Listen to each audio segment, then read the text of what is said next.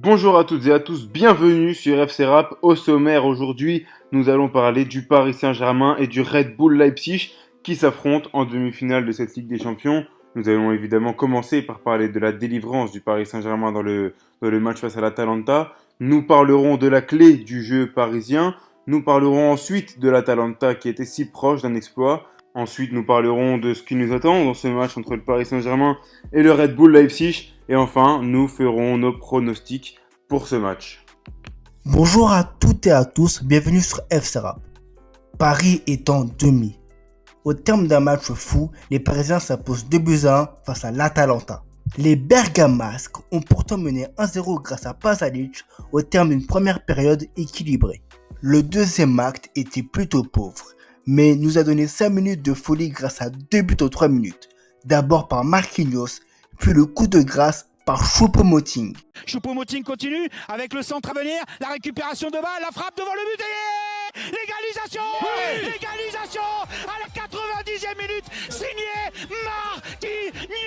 Et voilà, ils sont revenus dans les dernières secondes, ils sont heureux, ils sont chanceux. Les joueurs du Paris Saint-Germain, ils accrochent pour l'instant la prolongation avec Neymar qui récupère le ballon, il a fait la différence. Face à Caldara, il accélère, la course croisée de la part de Mbappé, il va essayer d'y aller tout seul. Choupo-Moting a failli récupérer le ballon de la part de Draxler avec Herrera, c'est pas fini, on écarte avec Neymar pour Mbappé, Mbappé tout seul, Mbappé qui centre, Choupo-Moting qui envoie le Paris Saint-Germain en demi-finale de la Ligue des Champions, très certainement dans le temps additionnel à la 92e minute, Choupo-Moting qui envoie en demi-finale. Première demi-finale du PSG sous l'ère Qatari.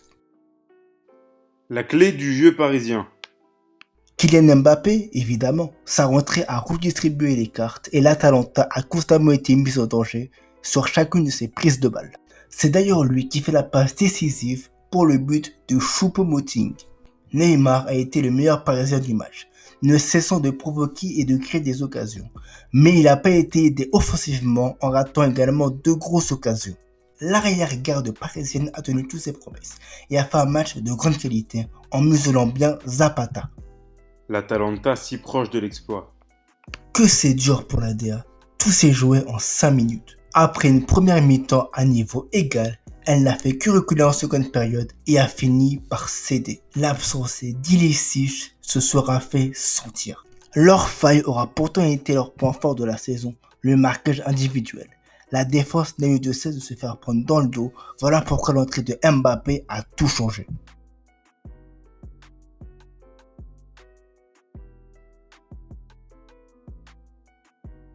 PSG Leipzig et ensuite Paris affrontera Leipzig en demi-finale, une occasion en or d'aller jusqu'en finale au vu de leur adversaire, qu'ils ne devront pas prendre à la légère. Jean Resseillé qui le disait à l'instant, un club jeune avec des joueurs inconnus mais des valeurs montantes comme Oupa Mécano, 21 ans, très motivé à l'idée d'affronter Paris.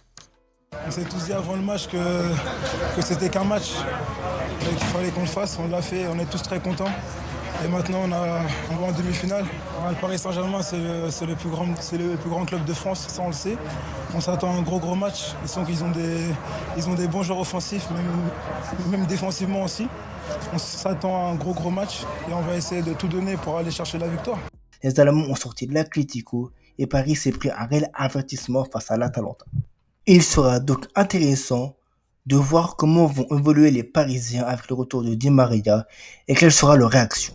Ils semblent en tout cas sur la voie royale pour leur première finale de C1 de leur histoire. nos pronostics. Victoire Paris. Ça commence à sentir bon pour Paris avec les étoiles qui ont l'air de s'aligner cette saison. Ils ont enfin vaincu leur malédiction d'écart. On les voit foncer jusqu'en finale. On se laisse avec des images de joie dans les rues de Paris. C'était Mathieu pour vous servir. Merci et à très vite pour un nouveau podcast.